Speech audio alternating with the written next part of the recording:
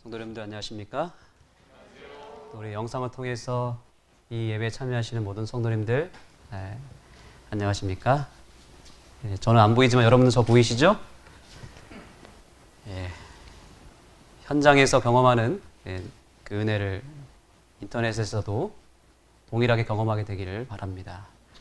오늘 하나님 말씀의 제목은 사랑하면 전도합니다 입니다.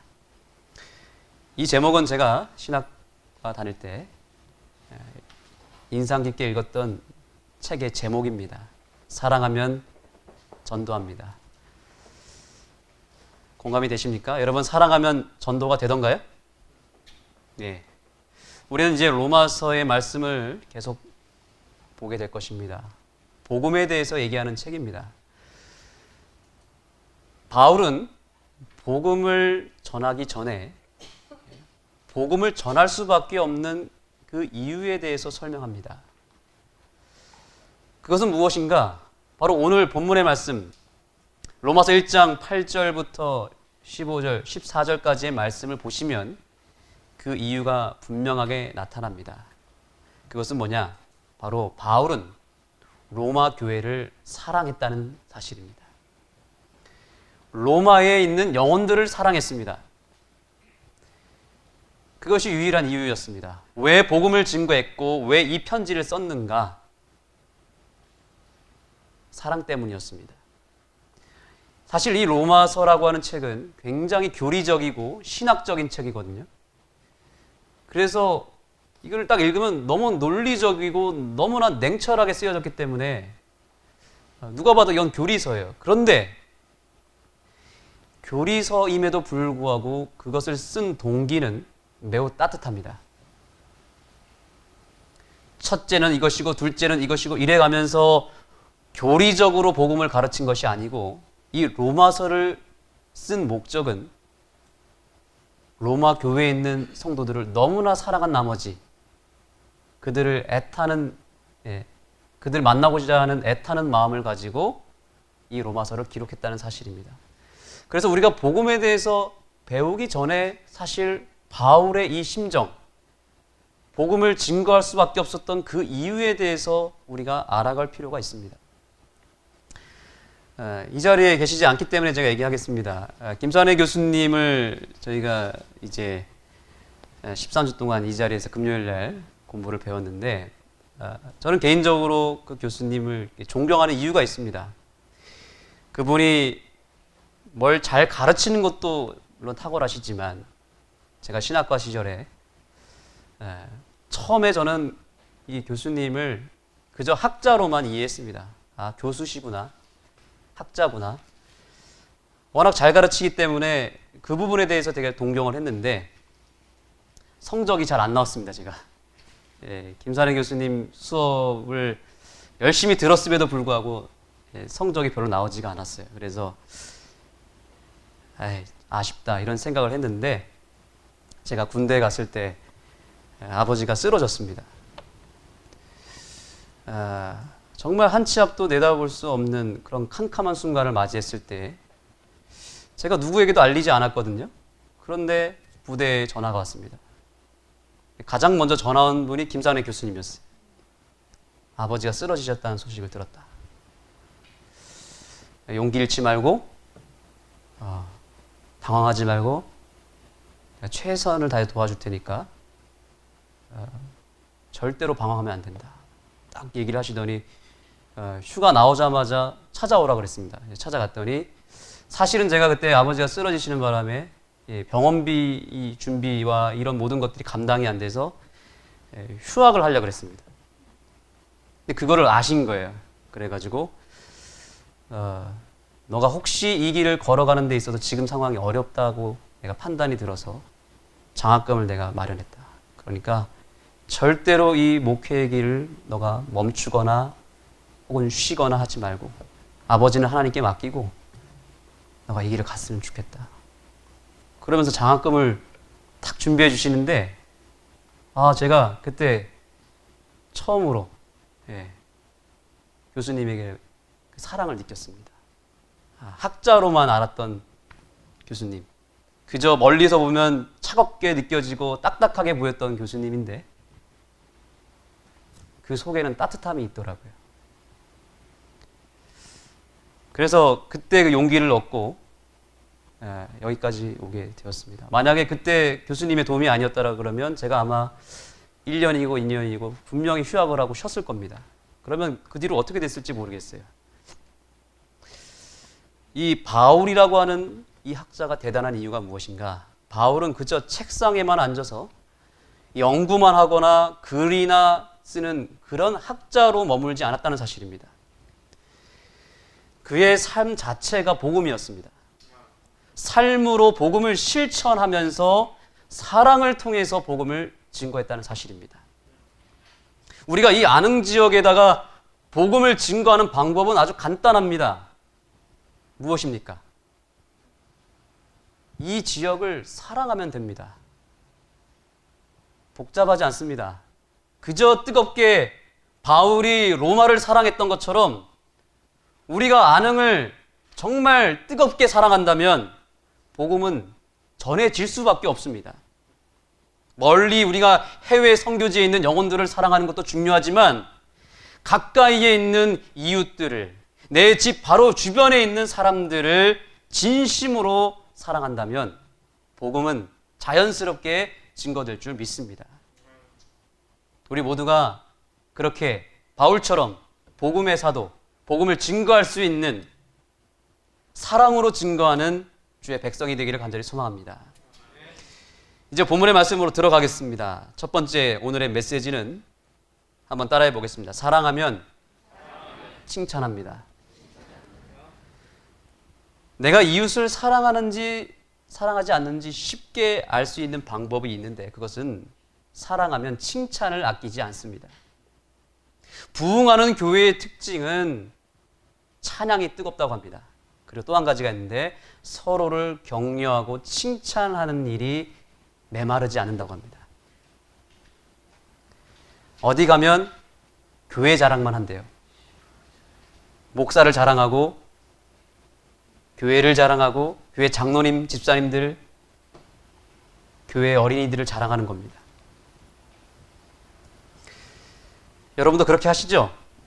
네, 제가 다 알고 있습니다. 여러분들은 저를 많이 칭찬하신다는 사실을 알고 있습니다. 저는 어떨까요? 저도 누구를 만나면 교회 자랑부터 합니다. 우리 성도님들 자랑합니다. 우리 안흥을 자랑합니다. 한 분 한 분을 제가 일일이 세심하게 자랑합니다. 토마토도 자랑하고 안흥의 옥수수, 고추, 새싹보리, 분말 자랑합니다. 그리고 자랑만 하는 게 아니라 인터넷에 막 올립니다. 예, 홍보하고. 그래서 작년에 많이 팔았습니다. 제가 너무 자랑을 많이 해가지고 연락을 받고 우리 교회 장로님 농장 소개해주고. 왜 이렇게 우리는 자랑할까요? 왜 여러분들은 저를 자랑하십니까? 감사합니다. 저도 마찬가지입니다. 여러분들을 사랑하기 때문에 저는 자랑하고 칭찬합니다. 이게 부흥하는 교회의 특징입니다. 그런데 부흥하지 않는 교회의 특징은 반대예요. 자랑하는 게 아니라 교회를 욕하고 목사를 욕하고 서로를 비난합니다. 딱 무너져가는 교회의 특징입니다. 부족함이 많은 저에 대하여 칭찬해 주시고 만나는 사람마다 저를 소개할 때마다 자랑해 주셔서 저는 참 감사한 마음을 갖고 있고 그 힘으로 저는 여기까지 온 것 같습니다. 그때마다 저는 느낍니다. 제가 속으로 여러분들이 자랑하실 때마다 뭘 좀 아시는군요 이렇게 생각할까요? 저는 참 저를 사랑하시는구나. 저를 이뻐해 주시는구나. 저에게 대한 기대가 크시구나. 이런 생각을 하지 절대로 제가 교만한 마음 갖지 않습니다. 그러니까 앞으로 더 많이 칭찬해 주시고 더 자랑하시고 그렇게 해주시길 부탁드리겠습니다. 칭찬을 하면 할수록 칭찬받을 행동을 하게 되어 있습니다. 그래서 우리는 서로를 칭찬하고 한 사람 한 사람을 향해서 감사해야 합니다. 그것이 교회가 부흥하고 건강해지는 길임을 믿습니다. 오늘 본문의 말씀 로마서 1장 8절의 말씀을 다 같이 읽겠습니다. 시작. 첫째는 내가 예수 그리스도로 말미암아 너희 모든 사람을 인하여 내 하나님께 감사함은 너희 믿음이 온 세상에 전파됨이로다. 아멘. 이게 바울의 첫 번째 사랑하는 방법이었습니다. 로마에 있는 그 사람들, 이방인이었지만 그들의 그 작은 믿음을 격려해주고 띄워주고 칭찬했다는 겁니다. 우리 신창원 이야기를 잘 알 것입니다. 그 범죄자 신창원이 어떤 얘기를 했냐면 자기가 왜 이렇게 됐는가, 자기가 초등학교 5학년 때 담임 선생님이 이런 말을 했다는 거예요. 야, 이 새끼야, 학비 안 낼 거면 오지도 마, 꺼져버려. 그 한마디를 듣고 자기 마음 가운데 악마의 마음이 생겼다고 합니다. 자기는 어렸을 때부터 한 번도 어른들로부터 칭찬을 들어본 적이 없다고 합니다. 여러분, 사람은 칭찬에 목말라 있습니다. 그 감사의 마음, 칭찬의 마음을 듣지 못하면 성장할 수가 없습니다. 그러므로 우리 교회에 나오는 어린이들, 학생들 어떻게 해야 될까요? 만날 때마다 격려하시고 칭찬하는 일을 해야 됩니다. 저는 요새 그런 일을 많이 합니다. 실제로 그렇고요. 우리 학생들이 얼마나 열심히 봉사하고 또 아이들을 잘 이끄는지 제가 너무 기특해서, 야, 너 정말 잘한다. 너 없으면 이 학생반이 돌아가진 않는다. 고맙다. 다음 주에도 꼭 와라. 이런 얘기를 진심을 다해서 할 때 이 아이들이 거기서 만족감을 느끼고 행복감을 느끼는 경우를 제가 봤습니다. 우리는 복음을 전하기 전에 바로 바울의 이 감사하는 법, 칭찬하는 법을 반드시 배워야 합니다. 복음을 전하는 거 정말 쉽습니다. 칭찬하면 돼요. 교회 자랑하고, 또 반복합니다. 목사 자랑하고, 교회 장로님들, 성도님들을 자랑하시면 돼요. 그게 복음을 전하는 첫 번째 길입니다. 바울은 어딜 가는지 첫 번째로 한 말이 바로 그 교회를 자랑했다는 것입니다.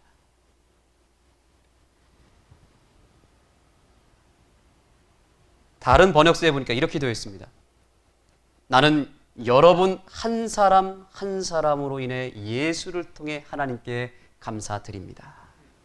이것이 내가 가장 먼저 말하고 싶은 말입니다. 그러면 여러분 어딜 가시든지 가장 먼저 여러분 입술에서 나와야 될 말은 어떤 말이에요? 교회를 자랑하셔야 됩니다. 성도님들을 칭찬하셔야 됩니다. 어디를 가든지 사람들은 내게 여러분의 믿음의 삶에 대해 이야기를 들려줍니다. 그런 이야기를 들을 때마다 나는 그분께 감사드립니다. 이 얘기가 무엇입니까? 어디를 갔더니 로마 교회 그 성도들의 얘기를 했다는 것입니다. 내가 칭찬하는 것도 있지만 여러분들의 그 대단한 믿음을 내가 여러 사람들을 통해서 들었다는 얘기입니다. 한번 따라해 보겠습니다. 앞에서는 격려하고 뒤에서는 칭찬하자. 칭찬은 사실 앞에서 하는 것은 어떻게 보면 인사치레일 수 있거든요. 진정한 칭찬은 어디서 하는 거냐면 뒤에서 하는 거예요.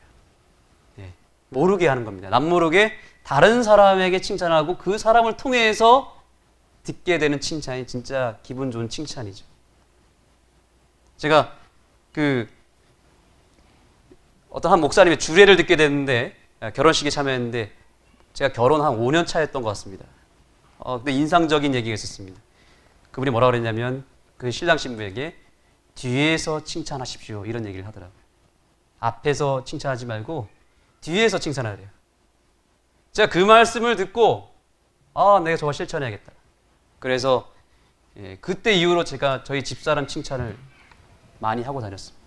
근데 뒤에서 장인 장모님한테 장모님 저는 저희 집사람 때문에 목회하고 있습니다. 이런 얘기를 합니다. 저희 집사람이 은혜가 다 하고 있습니다. 저는 하는 게 하나도 없습니다.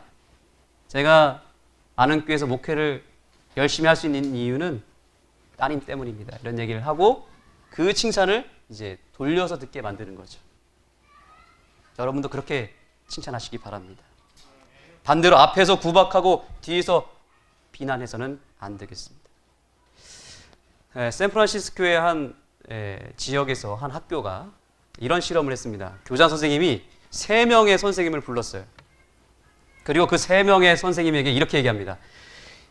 당신들은 이 학교에서 가장 유능하고 가장 아이들을 잘 가르친다는 평가를 받아서 뽑혔습니다.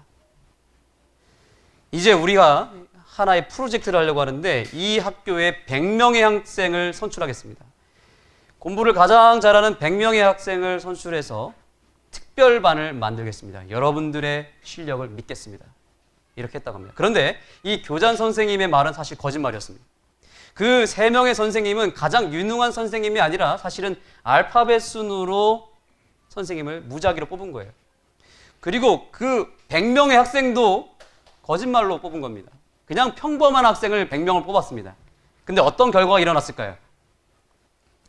몇 개월이 지나고 나서 이제 평가를 보는데 그 샌프란시스코 지역에서 무려 다른 지역의 학생들보다 20%에서 30% 이상의 월등한 실력이 나왔다는 것입니다. 이게 전문 용어로 피그말리온이라고 하는 평가입니다. 이것이 바로 어떤 힘이에요? 바로 칭찬과 격려의 힘인 것입니다.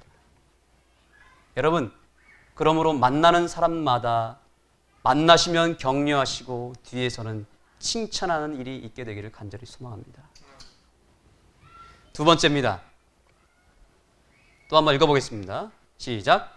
사랑하면 기도합니다. 사랑하게 되면 기도하게 되어 있습니다. 복음을 전하기 전에 우리가 먼저 해야 될 일은 칭찬하는 일입니다. 칭찬하는 것으로 끝나면 되지 않습니다. 그 사람을 위해서 기도해야 합니다. 내가 그 영혼을 사랑하느냐 사랑하지 않느냐를 평가하는 또 한 번의 이유는 뭔가? 그 근거는 그 영혼을 위해서 내가 끊임없이 기도하고 있느냐라고 하는 거죠. 사랑하면 끊임없이 그 사람을 위해서 기도하게 되어 있는데 그 근거의 말씀 로마서 1장 9절의 말씀을 보시겠습니다. 내가 그의 아들의 복음 안에서 내 심령으로 섬기는 하나님이 나의 증인이 되시거니와 항상 내 기도에 쉬지 않고 너희를 말하며. 바울은 로마 교회 성도들을 위해서 무엇했다고 말하고 있습니까?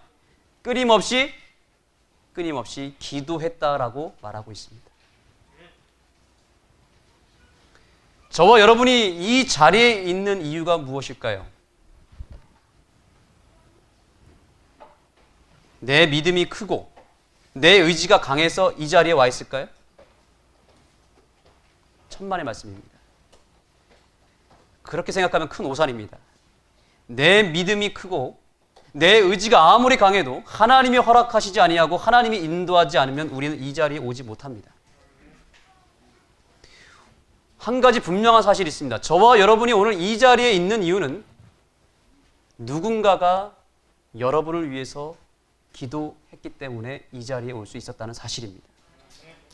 사랑하는 내 친구가 나를 위해서 기도했고 사랑하는 내 부모가 내 가족이 보이지 않는 곳에서 나를 위해서 기도했기 때문에 저와 여러분이 이 자리에 있다는 사실을 인정하시게 되기를 간절히 소망합니다.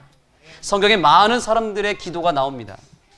특별히 모세의 경우를 보면 모세가 백성들의 구원을 놓고 하나님께 간절히 매달립니다. 하나님 제발 이 백성들을 살려주십시오. 이 백성들을 구원해 주시고 차라리 저를 죽여 주십시오.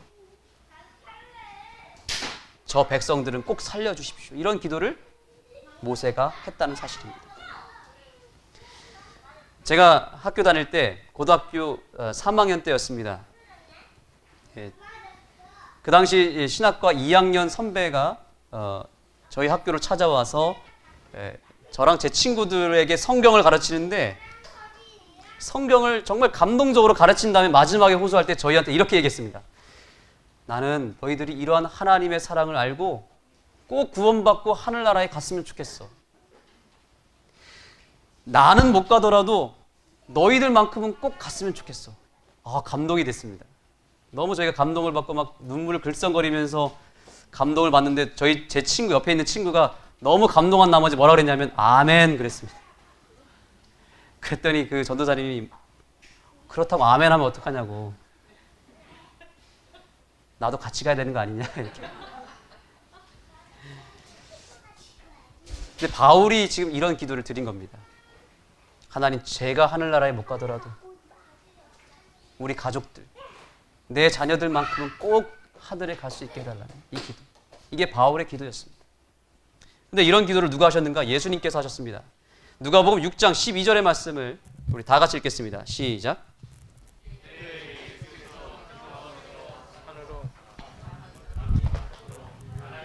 기도하시고 밝음에 그 제자들을 부르사 그 중에서 12를 택하여 사도라 칭하셨으니. 아멘. 예수께서 기도하시러 산에 가셨습니다. 그런데 어떻게 기도하셨대요? 밤이 맞도록 기도하시니라. 저는 이 말씀이 참 감동이 되고, 제가 기도하는 장면을 찾아볼 때 이 장면이 가장 은혜가 됩니다. 영적으로 굉장히 심각한 상태에서 죽어가고 있는 제자들을 위해서 예수님이 기도하셨다고 시대소망에서는 말하고 있습니다. 누가의 직업이 무엇인지 아십니까? 의사였습니다. 그래서 이 누가복음이라고 하는 책에는 의학 용어가 많이 나타나는데, 여기 밤이 맞도록이라는 이 단어가 바로 의학 용어로 쓰여졌습니다. 이것은 어떤 단어냐면 중환자를 간병하다라는 뜻입니다. 간병하다. 그러니까 예수님께서 밤이 맞도록 기도했다라는 이 말은 단순히 그냥 그 제자들을 위해서 기도했다라는 말이 아니고, 그것을 넘어서 영적으로 무엇했다는 말이에요? 죽어가는 이 제자들을 살리기 위해서 영적으로 간호하고 간병했다는 얘기입니다. 애가 아프면 엄마는 잠을 한숨도 자지 못합니다. 그렇죠, 우리 강차 엄마. 예.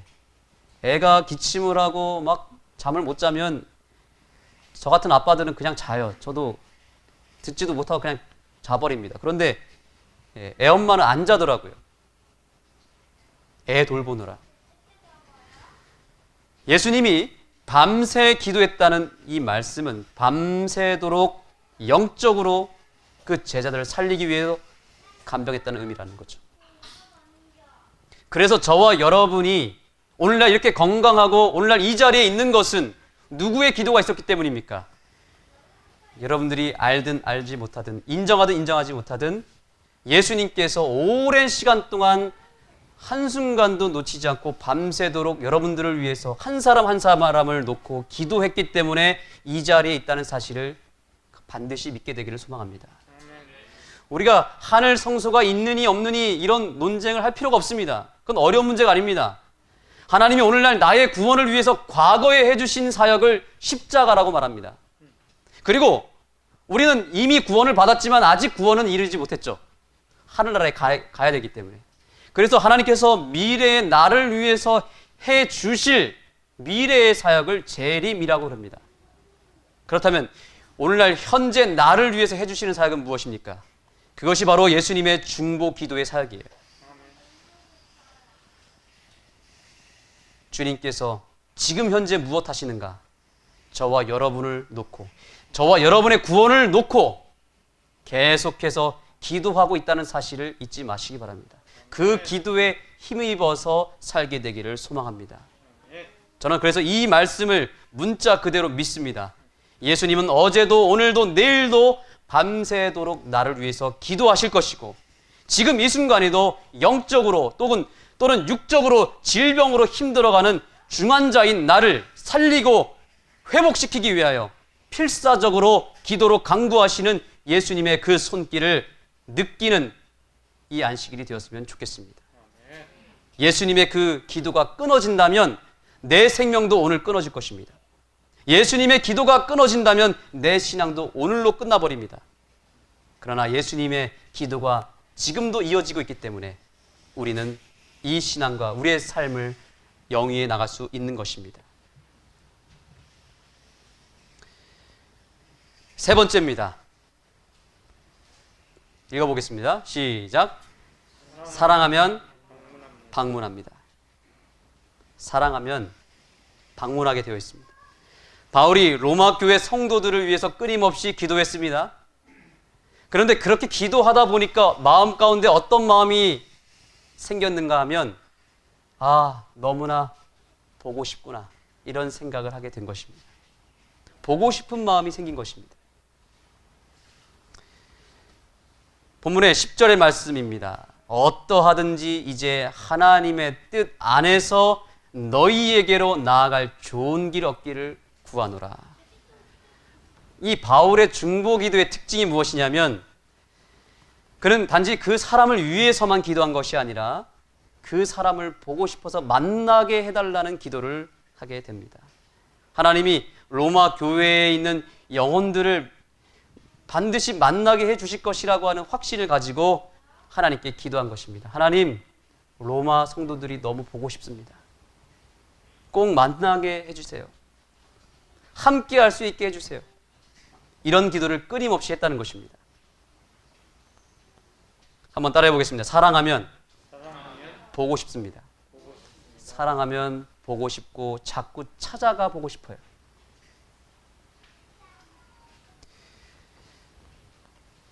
바울은 배를 타고 걸어서 몇 달이나 걸려야 가는 그 로마에 있는 사람들을 너무 만나고 싶어서 매일 기도했다면 오늘날 우리는 엎어지면 코 닿는 그런 가까운 거리에 있지 않습니까? 오늘도 우리는 계란을 들고 영혼들을 찾아갈 것입니다. 그리고 그들을 위해서 기도할 것입니다. 만나서 대화도 나누시고 기도도 해주시고 그리고 꼭 이 말을 해주셔야 됩니다. 보고 싶어서 왔습니다. 왜 왔냐고 물어보면 그냥 왔다고 하지 마시고 어떻게 하라고요? 너무 보고 싶어서 왔다고.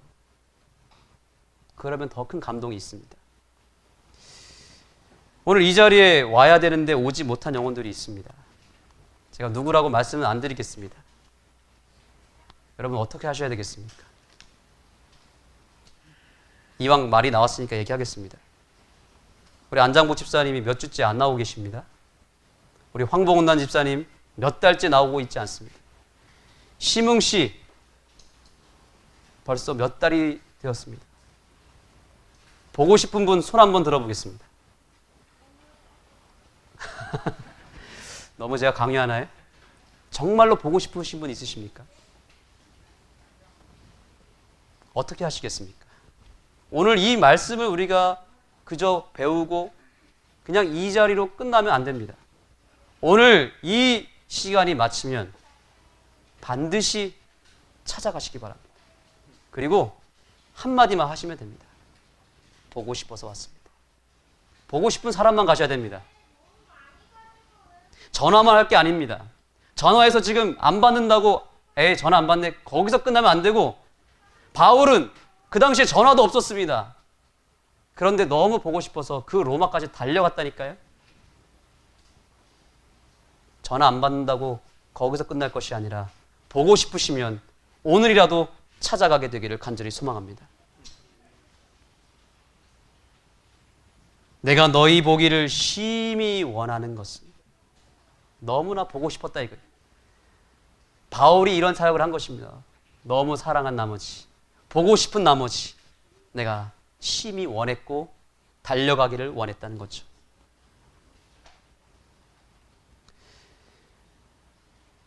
로마서 1장 13절 읽어주시죠. 형제들아, 내가 여러 번 너희에게 가고자 한 것을 너희가 모르기를 원치 아니하노니 이는 너희 중에서 다른 이방인 중에서와 같이 열매를 맺게 하려 함이로되 지금까지 길이 막혔도다. 네, 감사합니다. 계속해서 바울은 뭐라고 얘기하고 있습니까? 내가 여러 번 가고자 했다. 길이 막혀도 또 가려고 했다. 이 바울의 이 사랑하는 마음이 우리 모두에게 있었으면 좋겠습니다. 저는 요즘에 사랑에 빠졌습니다. 제가 처음에 어린이 사역을 하고 학생 사역을 할 때는 참 힘들었어요. 안흥교회에 와서 어린이 사역을 하고 학생 사역을 할 때 제가 가능하면 웬만하면 우리 선생님들한테 맡기려고 그랬습니다.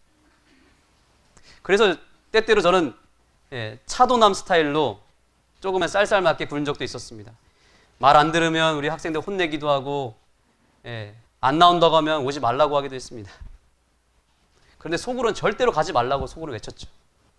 근데 요 근래 한 3주 동안 우리 몇 학생들이 교회를 못 나왔습니다. 민정이랑 용래가 못 나왔어요. 이제 코로나로 인해서 부모님이 코로나 좀 풀리면 갔으면 좋겠다 이런 얘기를 해가지고 못 나왔어요. 예전 같았으면 이참에 애들 안 나오면 좀 쉬어야겠다 이런 생각을 했거든요. 근데 요즘에 근래에 있어서 한 3주를 안 나왔는데 제 마음에 어떤 마음이 드냐면 섭섭한 마음이 드는 거예요. 그리고 마음이 뭔가 허전한 거예요.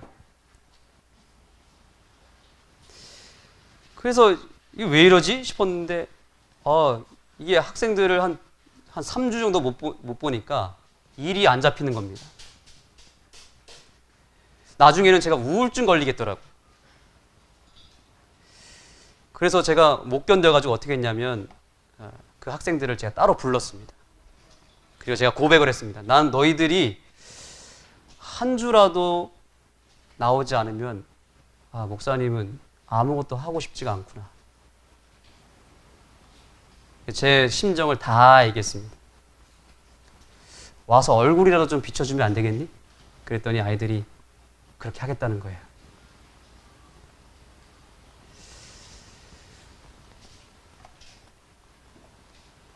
제가 왜 이런 마음이 들었나 생각해 보니까 그 사이에 정이 많이 들었어요. 그리고 이제 정말 아이들을 사랑하는 관계가 되었구나. 제가 한 3년 차쯤 되었을 때 겨울이었습니다. 이 민정이와 용래가 저한테 뭐라고 얘기하냐면 목사님도 이제 가시나요? 이러는 거예요. 예전에 김종신 목사님과 헤어졌던 그 기억이 있는지 3년째쯤 되었더니 이 목사님도 이제 곧 가시겠구나. 그게 싫은 거예요. 목사님도 가실 건가요? 제가 아무 말도 안 하고 있으니까 이런 얘기를 하더라고요. 그 말 한마디가 제 마음에 불을 질렀어요. 목사님, 저희가 여기 있는 학교 다 졸업할 때까지 가지 마세요. 제가 그 얘기를 듣는데 순간 울컥했습니다. 내가 학생들에게 사랑을 주는 줄 알았는데 받고 있었구나. 그 다음부터 이 학생 사역이 얼마나 재밌는지 전혀 힘들지가 않아요.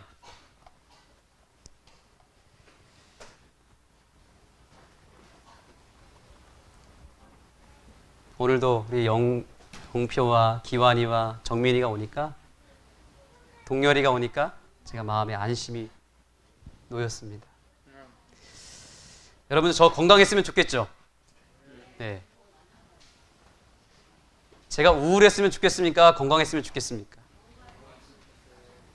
저 우울증 걸리게 하시려면 교회 안 나오시면 됩니다. 그러니까 웬만하면 빠지지 마십시오. 그러면 제가 진짜 힘들거든요. 제가 속병이 납니다. 진짜입니다. 진심으로 말씀드린 겁니다. 여러분 옆 사람과 우리 인사 나누겠습니다. 당신을 못 보면 저 우울증 걸립니다. 인사하십시오. 우리 서로 우울증 걸리게 하지 않으려면 웬만하면 안식일에는 꼭 나오시기 바랍니다. 저는 바울의 이 심정이 이해가 갑니다. 사랑하면 길이 막혀도 만나려고 찾아가게 되어 있습니다. 결국 만나게 되어 있습니다. 저는 요새 우리 어린이들을 사랑하면서 이게 목회구나 조금 깨닫게 됐습니다. 사랑하면 목회가 재밌고 힘들지가 않아요. 몸은 힘든데 마음은 행복해요. 근데 사랑하지 않으면 마음이 너무 힘들어요. 몸은 편한데. 저는 몸은 힘들어 좋으니까 마음은 행복했으면 좋겠습니다. 그런 목회를 하고 싶습니다. 저는 예수님의 재림을 확실하게 믿습니다. 왜 그런지 아십니까? 예수님은 반드시 오실 것입니다. 왜냐하면 우리를 너무 사랑하기 때문에 사랑한 나머지 너무 만나고 싶어서 우리가 예수님을 애타게 기다리는 것보다 주님이 우리를 더 간절하게 애타게 기다린 사실을 저는 믿고 있습니다. 예수님은 반드시 오실 것입니다. 우리가 아무리 재림을 믿지 못하고 아무리 재림이 지연된다 할지라도 예수님이 우리를 만나고자 하시는 그 마음은 절대로 변함이 없다는 사실입니다. 예수님은 너무 오랫동안 우리를 기다리셔서 못 견디시다 못해 이제 반드시 속히 내려오실 것입니다. 우리를 보고 싶어서 죽을 만큼 보고 싶어서 십자가에 달려서 우리를 구원하셨고 이제 반드시 우리를 직접 얼굴과 얼굴을 대면하여 만나는 날을 속히 기다리신 예수님께서 우리에게 찾아오실 줄 저는 믿습니다. 네, 마지막입니다. 이 말씀을 끝으로 오늘 결론을 내리겠습니다. 다 같이 읽겠습니다. 시작. 사랑하면 미안합니다. 사랑하면 미안하게 되어 있습니다. 바울은 이런 위대한 고백을 했습니다. 이 말씀은 다 같이 읽겠습니다. 시작. 헬라인이나 야만인이나 지혜 있는 자나 어리석은 자에게 다 내가 빚진 자라. 아멘. 복음을 받은 사람은 자동적으로 빚진 자가 되게 되어 있습니다. 우리는 수십조보다 더 가치 있는 복음을 받은 자로서 그 복음을 나눠주라고 하나님께서 복음을 주셨는데 그 복음을 나눠주지 않게 되면 자연스럽게 빚진 자가 되어버리죠. 제가 오늘 한 약을 가져왔습니다. 자, 이 약이 뭐냐면 에키네시아라고 하는 약입니다. 제가 하늘마을에 이제 가끔씩 설교를 하러 부탁을 받아 가는데 어느 날 원장님이 선물을 해줬습니다. 이게 이제 면역력을 끌어주고 이게 항균, 항암, 항생제 역할을 한다고. 천연치료제입니다. 이게 게다가 유기농이에요. 미국에서 특별하게 공수해 와서 그곳 환자들에게만 주는 건데 저한테 선물로 주셨어요. 그래서 이거를 제가 제 아들 지우한테 하루에 하나씩 먹였습니다. 저희 아이가 아토피가 굉장히 심했거든요. 그런데 그 아토피에도 좋다고 해가지고 제가 이걸 딱 먹였는데 이걸 딱 먹은 지 일주일 만에 아토피가 싹 나와버렸어요. 깨끗하게. 와, 이게 이렇게 효과가 있는지 몰랐어요. 게다가 이게 저희 집사람이 가끔 이제 몸살이 걸리거나 기침을 할 때 딱 저녁에 이걸 먹고 자니까 그 다음날 싹 나버리는 거예요. 이게 면역력을 키워주는데 아주 월등한 이 힘이 있더라고요. 제가 이 맛을 알고 나서 어떻게 했을까요? 아이, 나만 먹어야겠다. 이거 공짜로 받았으니까 나 혼자만 먹어야겠다. 이랬을까요? 제가 사랑하는 사람들한테 이걸 퍼뜨리기 시작했습니다. 저희 어머니, 장인 장모님한테는 그냥 저희가 사비로 들여서 사드리고 여기 교회 아래 있는 그 옆집에 그 에스더라는 아이가 있습니다. 그 친구도 이제 아토피가 심한데 아토피가 심하다는 얘기를 듣고 바로 제가 이걸 사드렸습니다. 드실까요 말까요 물어보지도 않고 그냥 무조건 드시라 그랬어요. 제가 직접 사드렸어요. 빚진 자의 마음입니다.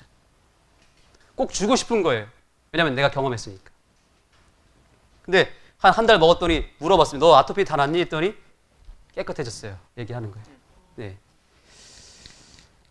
복음을 경험하면 우리는 전할 수밖에 없습니다.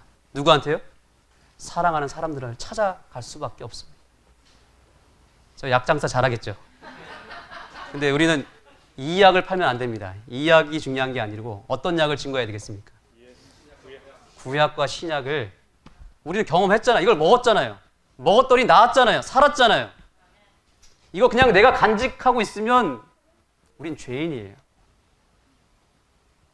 우린 빚진 자의 마음을 가지고 내가 경험하고 나를 살리고 나를 변화시킨 이 능력의 말씀, 이 복음을 내가 사랑하는 사람들에게 증거해야 될 줄 믿습니다. 경험하면 제가 이걸 경험했더니 두렵지가 않더라고요. 이걸 전하는 데 있어서 제가 쭈삣쭈삣 거렸을까요? 아니요. 당당하게 이거 먹으면 무조건 낫습니다.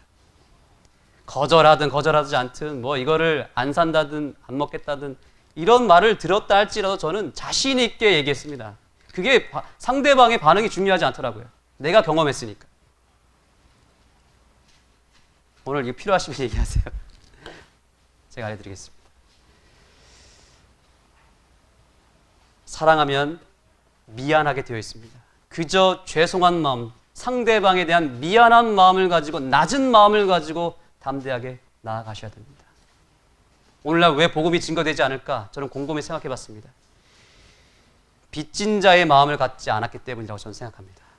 복음을 전하는 것도 중요한데 복음을 전하는 사람의 그 태도가 중요하거든요. 그런데 우리는, 여러분, 물이 높은 곳으로 흐릅니까? 낮은 곳으로 흐릅니까? 낮은 곳으로 흐르잖아요. 우리가 사람의 마음을 얻으려면 내가 낮아져야 되거든요. 내가 빚진 자가 되어서, 내가 갑이 되는 게 아니라 내가 을이 되어야 되거든요. 을이 되어서 제발 이것 좀 받아달라고, 이런 자세로 나아가야 복음이 증거되는데, 우리가 을이 되긴커녕 때때로 갑이 되지 않습니까? 어깨에 힘이 들어가서 나 이거 알아, 넌 모르지? 이런 마음을 가지고는 절대로 복음이 증거되지 않는다는 사실입니다. 복음을 확실하게 받았다면, 그래서 그 복음의 능력을 상대방이, 내 사랑하는 가족과 내 지인이 이 복음을 먹기를 원한다면 이제 마음을 낮추시고 빚진 자의 삶을 살게 되기를 간절히 소망합니다. 우리 마지막으로 인사 나누겠습니다. 우리 상대방에게 더 사랑하지 못해서 미안합니다, 이렇게 인사하십시오. 더 섬기지 못해서 죄송합니다, 이렇게 얘기하십시오. 우리가 이런 마음만 있으면 안흥 지역에 복음 순식간에 퍼지게 되어 있습니다. 그런 마음을 가지고 말씀을 증거하시고 오늘 계란도 그런 마음으로 나눠주시기 바랍니다. 우리 함께 찬양하겠습니다. 세상 모든 죄악에 빠져 죽을 수밖에 없는 이 죄인을 살리시고 이제 다른 죽어간 영혼을 살리시라고 하시는 그 하나님의 명령을 따라서 나아가겠습니다.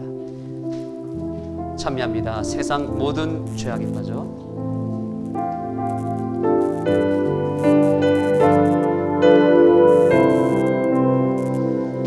세상 모든 죄악에 빠져 죽을 수밖에 없는 이 죄인, 주님 나를 사랑하시어 새 삶을 얻게 하셨네. 주님 그 사랑 너무 커, 나 다른 이에게 작은 사랑 나누었으나 주님 내게 더 큰 사랑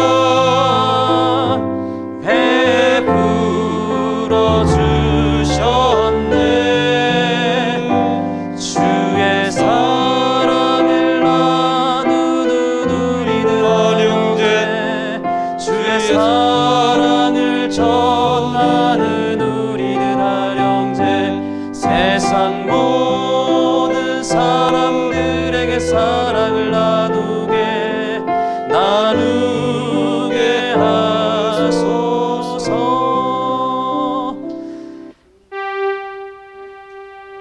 여러분, 이제 이 시간 우리는 기도하는 시간을 갖기를 원합니다. 복음이 뭔가 생각해 봤습니다. 복음은 결국 사랑이었습니다. 복음은 예수님께서 우리를 살리기 위해서 이 땅에 오셨다는 사실이 복음이잖아요. 그걸 두 자로 줄였더니 사랑이더라고요. 복음을 증거하는 것은 그저 말씀을 증거하는 것만이 아니고 내가 그 사람을 예수님처럼 사랑하면 되는 거예요. 오늘 그 복음을 증거하자고요. 저는 이분들을 생각하면 마음이 아픕니다. 왜 그런가? 내가 사랑하는 사람인데 이 자리에서 함께 얼굴을 맞대고 만나지 못하고 대화 나누지 못하고 사랑하지 못하고, 그래서 마음이 아픕니다. 이 자리에 있어야 될 분들인데 여러 상황 때문에, 여러 사정 때문에 오지 못하고 있습니다. 오늘 이 시간에 특별히 이분들을 위해서 기도했으면 좋겠습니다. 우리 김홍남 어르신 지금 건강이 좋지 않아서 못 오고 계십니다. 회복을 위해서 기도해 주시고, 우리 서인석 장로님 어딘가에서 예배를 잘 드리고 계시겠지만 그래도 우리의 식구였고 가족입니다. 이왕이면 이 자리에서 함께 예배 드릴 수 있도록 기도해 주시기 바라고, 우리 심흥 선생님, 우리 안장구 집사님, 우리 오은미 청년, 우리 항복음단 집사님, 또 그 밖에 여러분들 생각나시는 분들이 있다면 그분들의 이름을 부르시고 기도하시고, 이분들을 더 뜨겁게 사랑하지 못한 그 미안한 마음을 가지고 기도하시고, 이분들을 향하여 여러분 사랑을 나누시기 바랍니다. 잠깐 기도 기도하시고